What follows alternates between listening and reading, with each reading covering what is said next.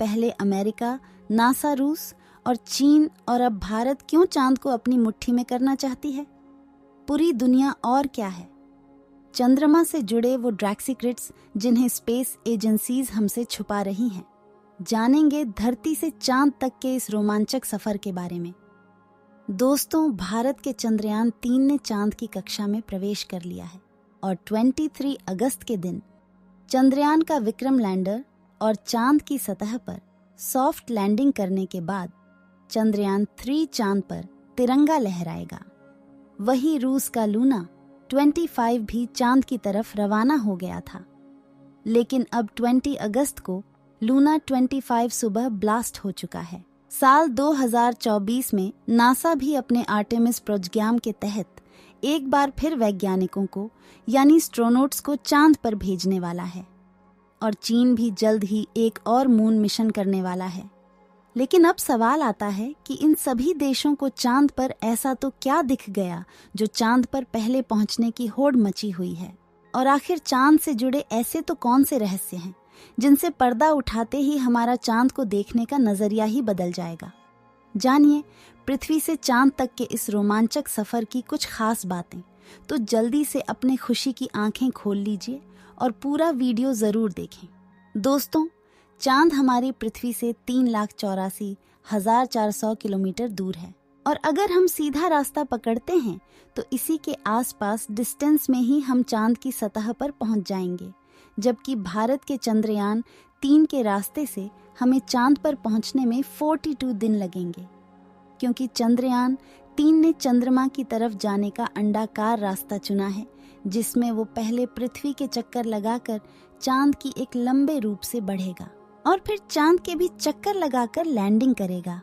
हालांकि ये रास्ता काफी किफायती तो है, लेकिन उसमें हमें एस्ट्रोनॉट के लिए बहुत खाना, ऑक्सीजन और पानी की जरूरत पड़ेगी, जिसे स्टोर करने के लिए बड़ा स्पेसक्राफ्ट चाहिए होगा।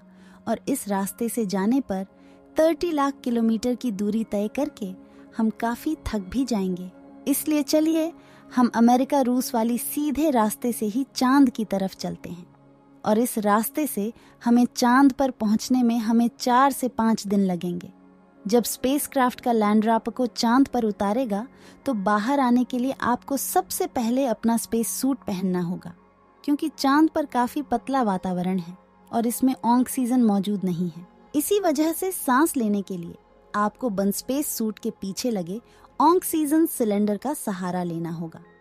स्पेस सूट पहनने के बाद जब आप चांद की सतह पर कदम रखेंगे तो खुद को काफी हल्का महसूस करेंगे। दरअसल चंद्रमा का गुरुत्वाकर्षण पृथ्वी से 6 गुना कम है, इसलिए अगर पृथ्वी पर आपका वजन 60 किलोग्राम है तो चांद पर यह सिर्फ 10 किलोग्राम हो जाएगा। इसी वजह से पहली बार चांद पर कदम रखते ही शुरुआत में आपका बैलेंस बिगड़ेगा और आप चलने के बजाय उछलते हुए नीचे भी गिर सकते हो। इसलिए चांद की सतह पर संभल कर कदम रखना जरूरी है। खैर, अब चांद की सतह की बात करें तो यहाँ पृथ्वी की तरह सीधे रास्ते नहीं बने हुए हैं, बल्कि चांद की सतह उबड़ खाबड़ है और यहाँ जगह जगह पर चट्टाने, पहाड़ और बड़े बड़े क्रेटर यानी गड्ढे हैं। चांद पर ये गड्ढे अरबों सालों से गिर रहे उल्का पिंडों की वजह से बने हैं और ये 1 सेंटीमीटर से लेकर 2500 किलोमीटर तक पड़े हैं। वहीं चांद की मिट्टी यानी कि लूनर स्वेल बिल्कुल ज्वालामुखी से निकलने वाली राख जितनी पतली है और इसका रंग भी पृथ्वी की मिट्टी से ज्यादा डार्क, बिल्कुल सीमेंट की तरह होता है। इस मिट्टी में खुरदरापन ना होने की वजह से आप जैसे ही इस पर कदम रखेंगे आपके पैरों के निशान बन जाएंगे, जिसकी वजह से चांद पर सबसे पहले कदम रखने वाले एस्ट्रोनॉट नील आर्मस्ट्रांग और बॉल्स एल्ड्रिन के पैरों के निशान आज भी मौजूद हैं। अब चांद की खूबसूरत जमीन देखने के बाद साथियों, आप अपनी नजरें जब ऊपर की तरफ करेंगे तो आपको हमारे पृथ्वी भी दिखाई देगी। जी हाँ, जैसे पृथ्वी पर चांद का उदय होता है वैसे ही चांद पर भी पृथ्वी का उदय होता है। बस फर्क इतना है कि पृथ्वी से देखने पर चांद काफी छोटा लगता है और चांद से देखने पर पृथ्वी बहुत बड़ी दिखाई देती है। और यहाँ से धरती की खूबसूरती देखकर आप मंत्रमुग्ध हो जाओगे। अब अगर आप चांद के उत्तरी ध्रुव पर लैंड करोगे तो आपको अपने आसपास भूतकाल में फैले हुए स्पेस मिशन की स्पेसक्राफ्ट और सैटेलाइट के टुकड़ों के साथ प्लास्टिक बैग में भरा हुआ कूड़ा भी दिखेगा। ये कूड़ा नासा के उन 12 एस्ट्रोनॉट्स ने फेंका है जो चांद पर जा पाए। दरअसल इन बैग्स में इनका मलमूत्र और खाने के रैपर्स वगैरह का बेस्ट है। वहीं अगर आप चांद के दक्षिणी ध्रुव पर उस जगह उतरते हैं जहां 4 साल पहले चंद्रयान 2 क्रश लैंड होकर गिरा था, तो वो आज भी आपको उतनी बुरी कंडीशन में नहीं मिलेगा, क्योंकि क्रैश लैंड होने के बाद ना तो वो बारिश और ना ही तूफानी बवंडर से रूबरू हुआ है। इसलिए अगर आप उसे अपने स्पेसक्राफ्ट में फिट करके पृथ्वी पर वापस ले आए तो उसे ठीक करके वापस भेजो जा सकता है। दोस्तों, आप ये तो जानते ही होंगे कि स्पेस की सभी सेलेस्टियल ऑब्जेक्ट्स पर अचानक उल्का पिंडों की बारिश हो जाती है।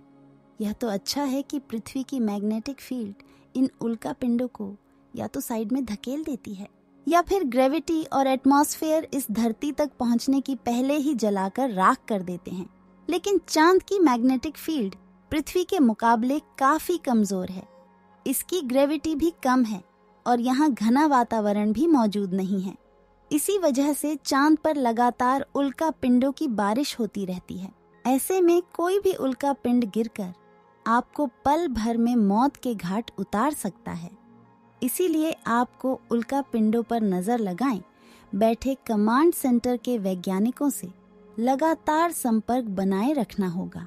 अब अगर आप सोच रहे हैं कि आप अपने किसी दोस्त या फिर लाइफ पार्टनर को चांद पर साथ लेकर जाकर गप्पे लड़ाते हुए अपने मून मिशन पर काम करें, तो आपको बता दें कि ऐसा मुमकिन नहीं है, क्योंकि चांद पर वातावरण ना होने की वजह से साउंड वेव ट्रैवल नहीं कर पाते।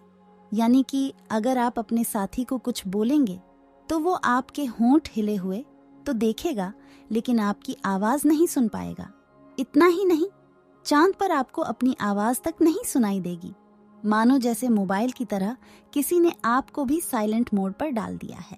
अब दोस्तों, चांद पर अपने काम को पूरा करके जब सोने जाएंगे तो सुबह आपको सूरज की रोशनी नींद से नहीं जगाएगी, क्योंकि चांद को अपनी धुरी पर घूमने में 28 दिन लगता है, जिस वजह से चंद्रमा पर एक दिन 14 दिन का होता है और 14 दिन की रात होती है। यानी कि वहां एक दिन रात पृथ्वी के 28 दिन के बराबर होता है। ऐसे में अगर आप दिन के समय चांद पर गए तो 24 घंटे ही आपके आसपास उजाला होगा और सोने व जगाने के लिए आपको पृथ्वी के समय का इस्तेमाल करना होगा, क्योंकि आपका शरीर उसी तरह से काम कर पाएगा। बता दें कि अंतरिक्ष में गए सभी astronauts omega speedometer professional watch पहनते हैं, जिसमें वो रात का अलार्म लगाकर सोते हैं और सुबह अलार्म बजते ही उठ जाते हैं। साथियों, एक और बड़ी दिक्कत है कि रात के समय चांद का तापमान -130 डिग्री तक पहुंच जाता है, जबकि दिन के समय यही तापमान 120 डिग्री सी तक बढ़ जाता है। वैज्ञानिकों द्वारा की गई खोज के मुताबिक चांद के हर हिस्से का तापमान अलग अलग होता है और इसमें से सबसे खतरनाक जगह पर चांद के दक्षिणी ध्रुव में मौजूद डार्क साइड आपको बता दें कि चांद के इस इलाके में काफी बड़े बड़े गड्ढे हैं और कई अरबों सालों से यहाँ सूरज की रोशनी नहीं पड़ी है। इसलिए इन ब्रैकेट्स का तापमान 230 डिग्री तक पहुंच जाता है। इतने कम तापमान में स्पेसक्राफ्ट के उपकरण काफी ठंडे पड़ जाते हैं और कुछ तो इस तापमान की मार झेल नहीं पाते। इसी वजह से दुनिया की किसी भी देश ने चांद के दक्षिणी ध्रुव में लैंडिंग नहीं की है और यही वजह है कि भारत अपने चंद्रयान 3 को वहां पर दिन के समय में ही उतारने वाला है, ताकि तापमान ठंडा ना रहे।